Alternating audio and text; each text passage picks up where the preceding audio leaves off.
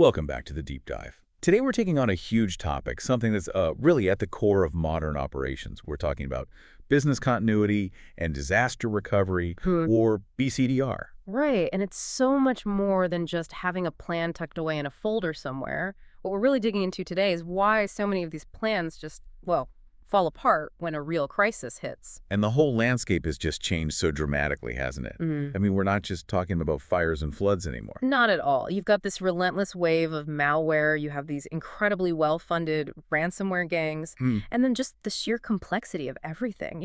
Hybrid cloud, remote workforces everywhere. The old playbook is basically useless. It is. So our mission for this deep dive is to really find those crucial nuggets of knowledge. We want to understand why preparedness is, frankly, collapsing and what new tech actually promises real resilience. Before we even get into the strategy, the numbers you see in the sources, they really paint a grim picture of where things stand. I mean, it's actually pretty shocking.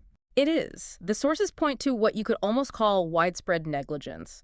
We found that over 77% of companies either don't have a proper disaster recovery plan. Or, and this feels like the really critical part, they don't have the people or the tech to actually use the plan they have. Exactly. And that gap, that's not just an IT headache. For a lot of businesses, it's an economic death sentence. Yeah, the stats are stark. 40 to 60% of small and mid-sized businesses just never reopen after a major disaster. And even for the ones that do survive, 90% of them say the disaster had a high, even severe impact on their operations. So if you're just relying on luck, you're basically gambling with your entire company. Yeah. Okay, so let's get into our first big theme, which we're calling the backup paradox.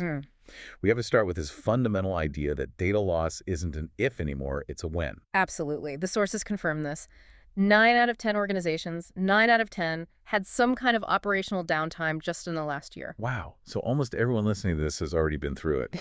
They've been tested. And that constant exposure, that constant threat, it's fueling this huge crisis of confidence in the very systems meant to protect them, their backups. Which is so counterintuitive. You'd think spending more on backups would make people feel more secure. But it's the opposite. That's the paradox. Trust is just plummeting.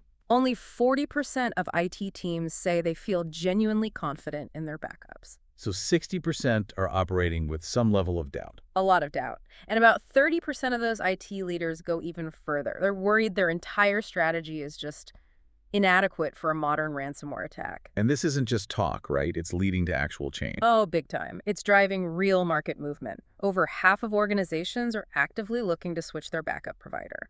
They're tired of the high costs, the inefficiency, and, the fact that the DR capabilities just aren't there. They're realizing the tools they have aren't up to the job. Right. And a big piece of that frustration is the sheer amount of work involved.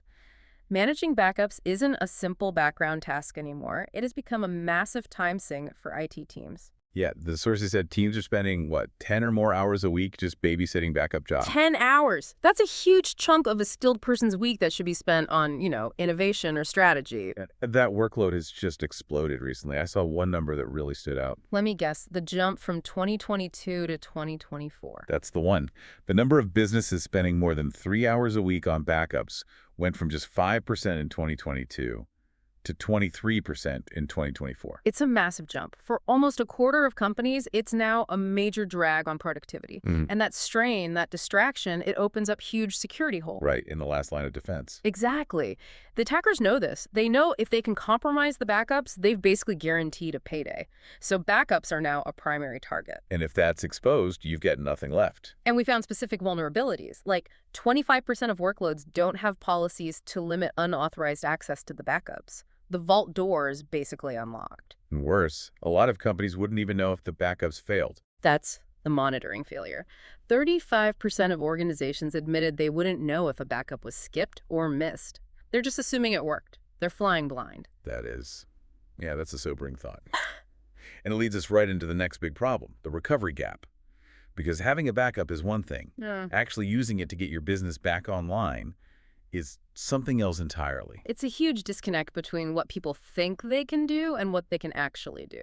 Close to 60% of businesses believe they believe, they can get critical services back in a day. But the reality? The reality is only 35% actually pull it off. That's a 25-point gap between confidence and competence, and that gap is pure risk. And the main reason for it seems so simple, but Okay. they just aren't testing their plans. That's it. A backup is worthless if you can't restore from it. But the sources show only 15% of businesses test their backups daily. Why not? Is it just too hard? It's hard, it's disruptive, it's expensive. A full manual test can take staff offline for hours, maybe days, so they skip it.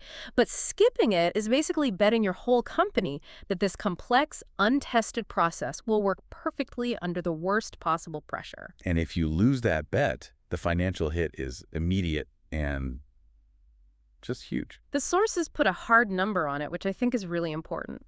The average cost of unplanned downtime is now estimated at $14,056 per minute.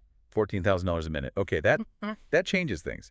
That takes BCDR out of the server room and puts it squarely in the boardroom. It has to. When you're bleeding over $800,000 an hour, speed of recovery isn't a nice to have, it's about survival. And that urgency forces us to think differently. We're not just recovering a device, are we? We're recovering the information. That is such a crucial point. Your information, your knowledge, that's the real asset.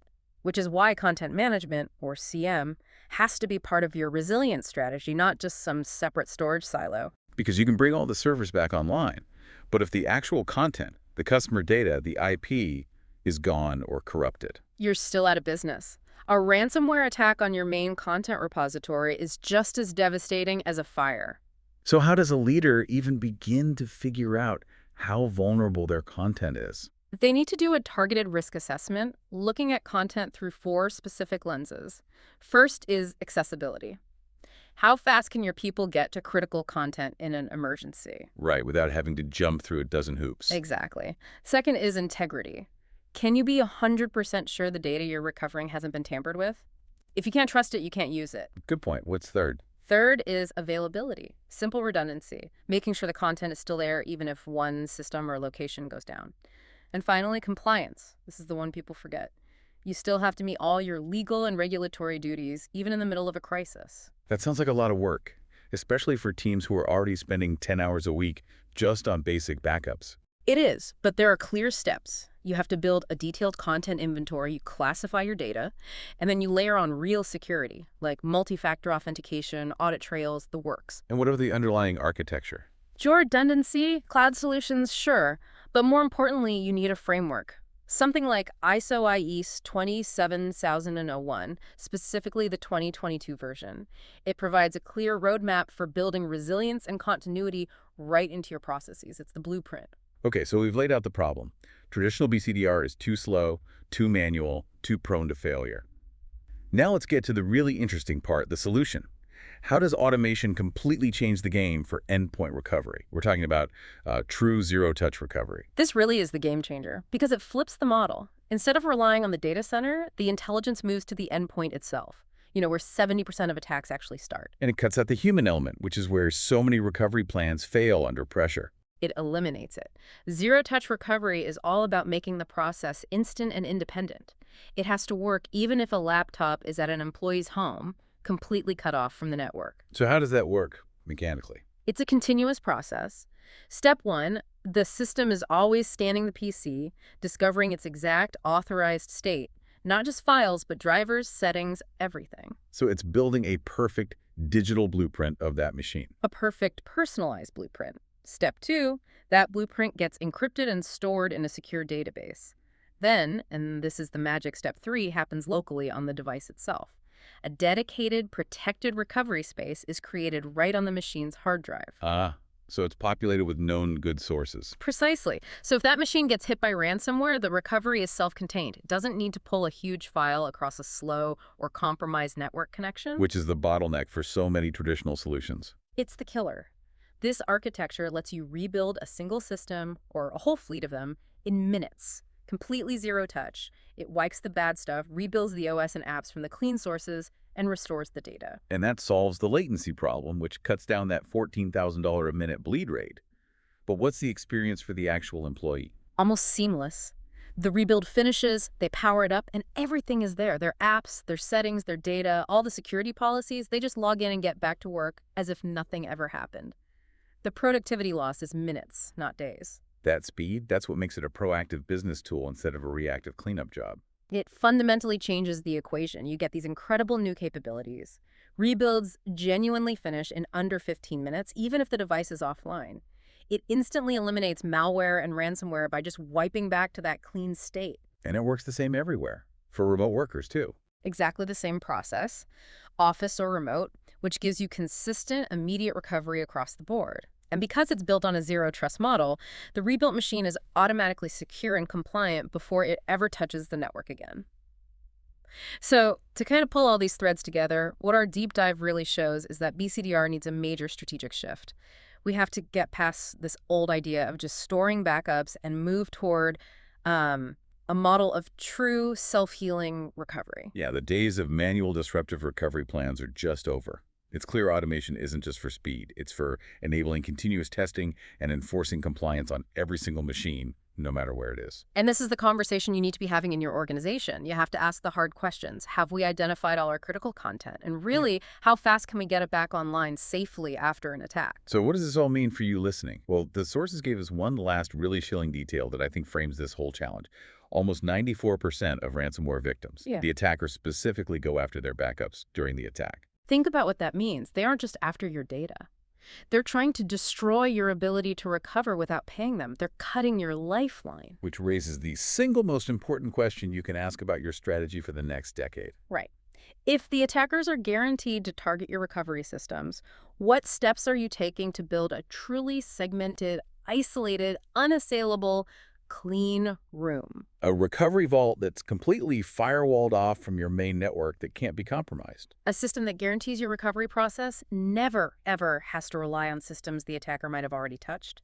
Because that isolation, that guaranteed clean start, that is the new definition of resilience.